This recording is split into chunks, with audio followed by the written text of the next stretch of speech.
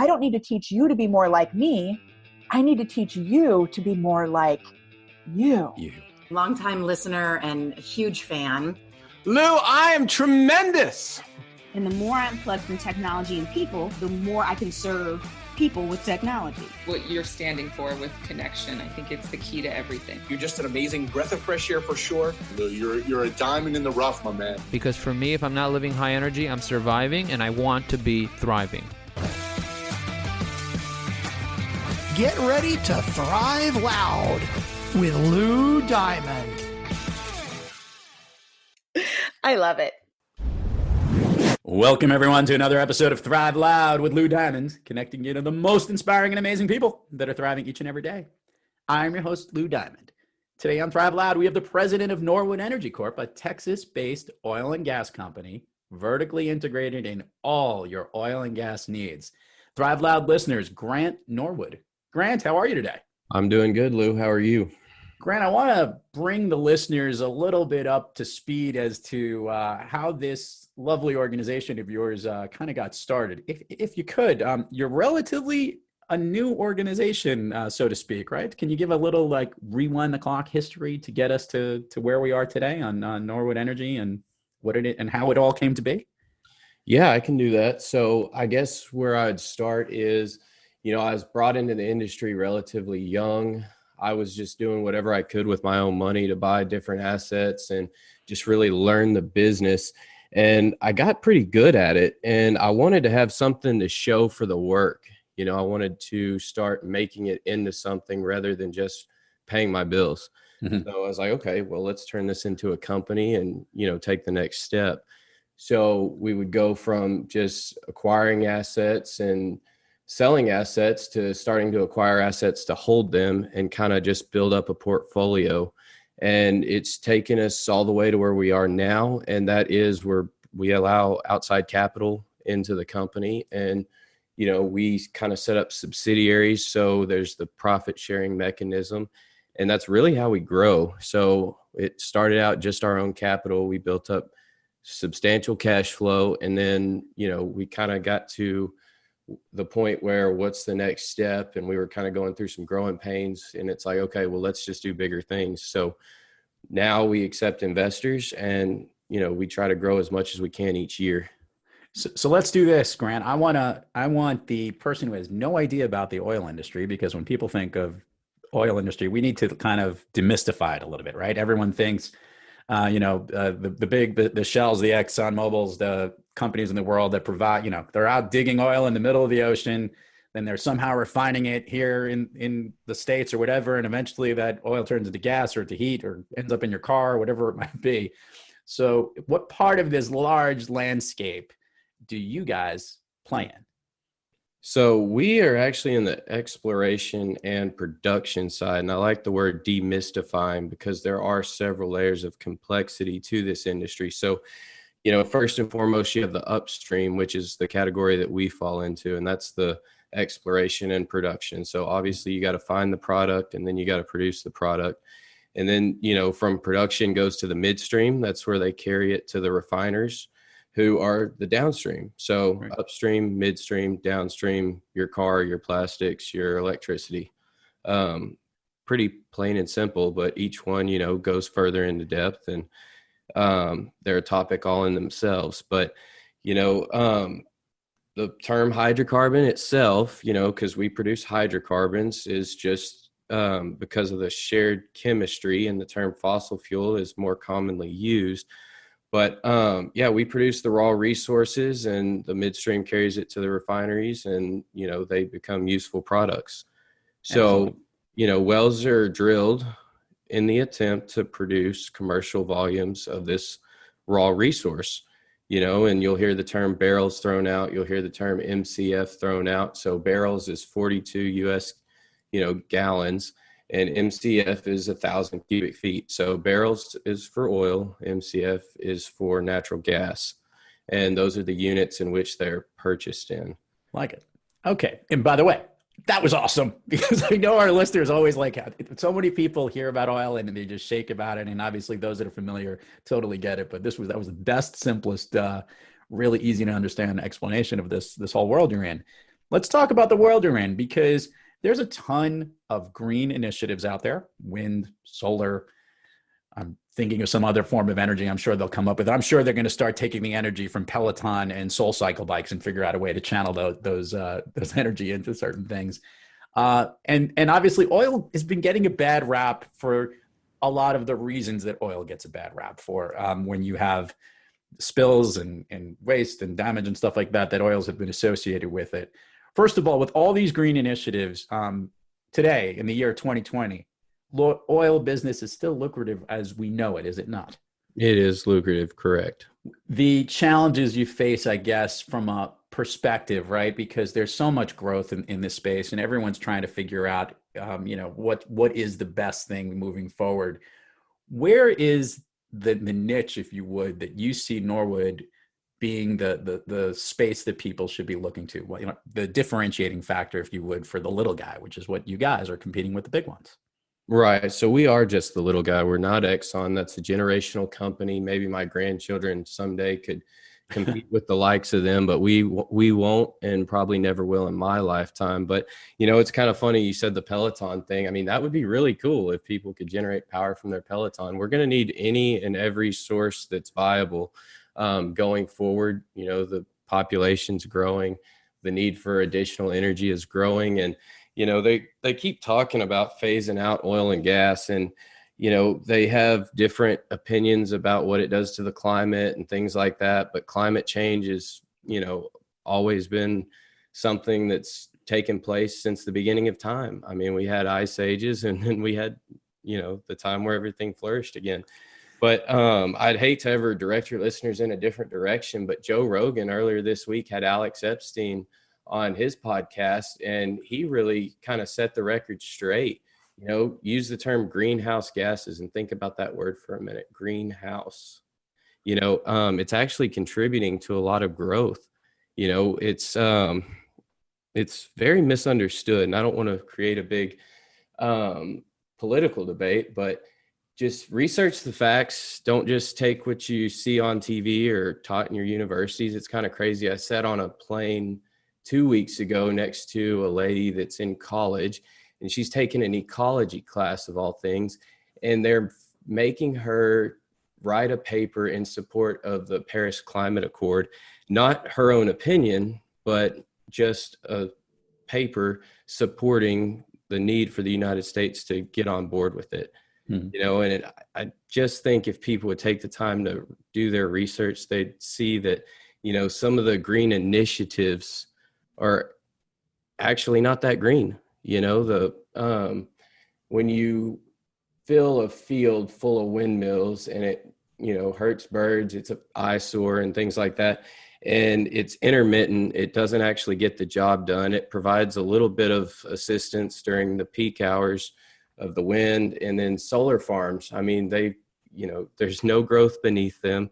It kills the insects that, fly above them. It's really bad for, I'm trying to think of the word, whenever the bees carry the pollen to the next plant and it fertilizes the whatever for seed. Pollination. Yeah, pollination. I mean, there's just so many things. If you really want to split hairs, they're no better, they're no worse, they're just less reliable when it comes to renewables. Well, I think there's a reality is that there's a lot of people, it's a very large planet, and there are lots of things that have been built and lots of things that operate that no matter what you do, they're all going to take different forms of energy. Look, I'm still using oil heat in my home.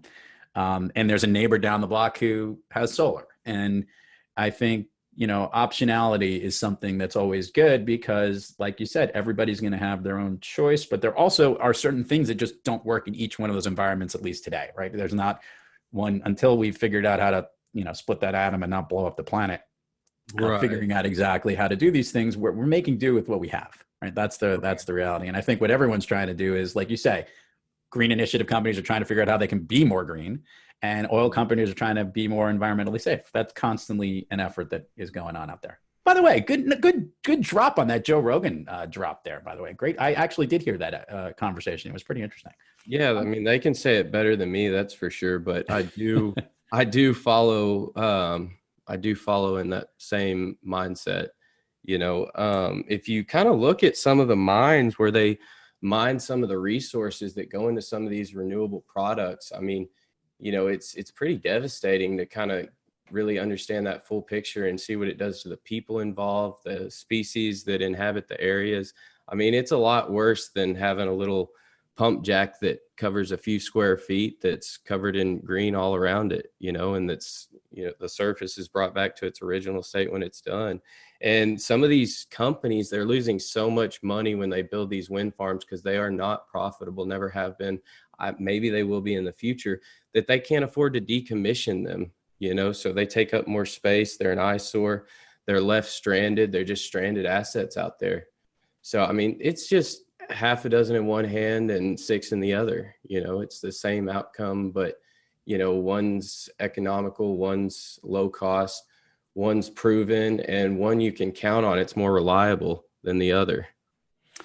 Let's talk about running this business. Okay. The business has started in 2016. Mm-hmm. Obviously, this is a pretty capital heavy invested business, and obviously requires investors and all that aspect of what you do. And then there's also the other side of it, which is running the company itself and dealing with it. As the president of this company, tell me, I guess, what's the biggest headache that you're waking up with each morning that you have to deal with, as opposed to like the good thing you're dealing with? What's the biggest problem you have to try and solve each day? Biggest problem, keeping people off of YouTube and Twitch and some of the other social media things. Everyone worked from home for a period of time, and then just getting them back out of the, I guess it's time to relax mindset, and it's time to get back to work and make things happen. That's one challenge. Other than that, it's pretty easy. I love my investors. I love what I do. I'm passionate about it. If I didn't love it, I have so many other options as far as careers go. I'm really here because this is where I want to be. So I don't see too many things as a challenge. I just see them as, something I guess this is like my version of football to an athlete. Mm-hmm. That's just the best way I can put it. So let's go there for a second. Is football your sport of choice? I just noted this because listeners need to know that behind him he's right wedged between sports area of the world here in Irving, Texas, or in Arlington for that matter. So I do hold season tickets. I do go to a lot of games. I'm often disappointed with the team, but that's my sport to watch. I was a wrestler in high school. I've recently gotten back into polo. Just anything that's competitive for me is, essential to my life. Oh, very cool. By the way, Grant, I live in the New York State area. You have nothing to complain about regarding football, just to make it clear. Okay? I have the closest good thing I could root for is up in Buffalo. Anyway, so I love asking guests this question, Grant. It'd be interesting to hear it. You got a new business. It's exciting. It's in a competitive space, and you're a competitive guy. And like you said, you're not really worried about most things, but every now and then you have days that we're not quite kicking on all cylinders. Right. Grant, when you have trouble thriving, who or what practice do you seek out to get yourself back on the thriving track? Man, honestly, I just kind of take a look around at what I've created, the jobs I've created, kind of the wealth I've created for individuals, for myself. And I just go, okay, I got here by doing this. So let's just rewind and think of other times where I, pulled myself out of a hole or a rut. And I just kind of get back to the thoughts that went through my head then. I apply them right now, and I just find the energy to keep going and pick up and move forward. Let's do this, Grant. Do me a favor. Share with the listeners all the places people can find you, Norwood Energy, websites, links, social media, all that stuff. We will put it all in the show notes, but knowing it comes from you gets way more engagement than me just putting it on a website. Right. So, I mean, you can go to Facebook. We've got a Facebook page.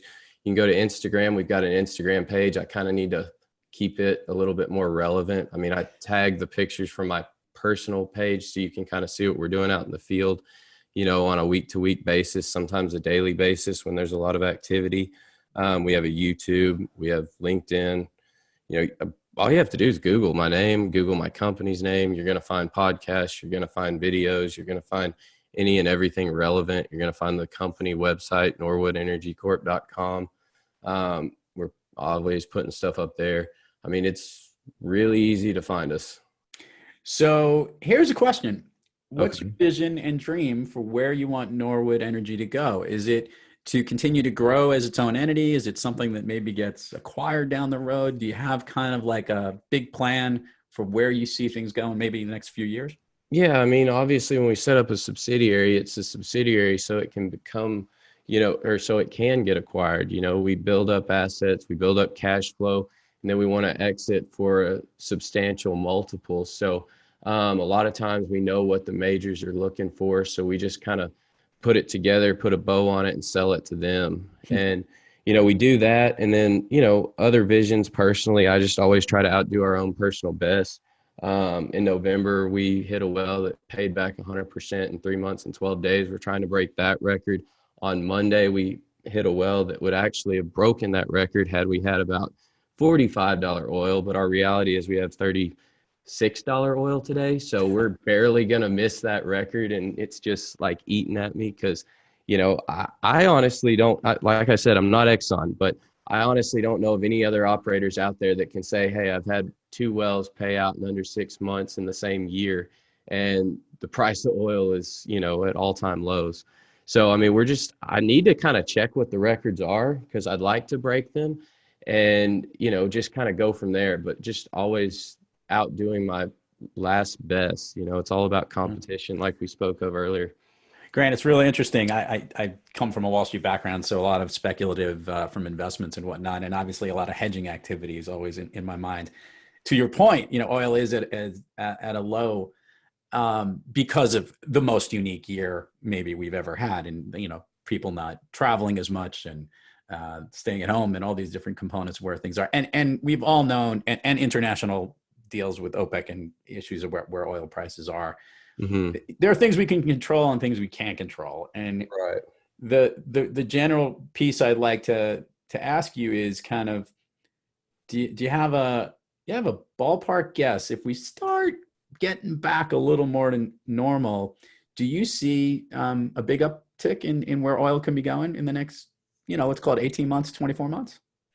Do I think the prices can go up? Is that what you're asking? Is that what's your take? You think it's going up, staying the same? I would have honestly thought it would have gone up already, but I didn't know there was going to be a second wave. I didn't know that the lockdowns were going to persist. A lot of this stuff took place in March. So you'd think, okay, we had never been through this before. So in my mind, it's like, okay, this is getting bad. China kind of resumed normal operations. I can't really tell you how long. Let's just call it, 120 days. So I figured, okay, well, maybe we're going to get better around the same time. And we haven't, things are still pretty shut down for the most part. So, we got to get the world back on track before we get demand on track. And, prices are going to follow suit. But, I'm optimistic. We need to get the election out of the way so we can get some stimulus that's much needed across the country. We're going to need a vaccine to hit the market. And, maybe 2021, early first quarter, we should see $50, $55 oil.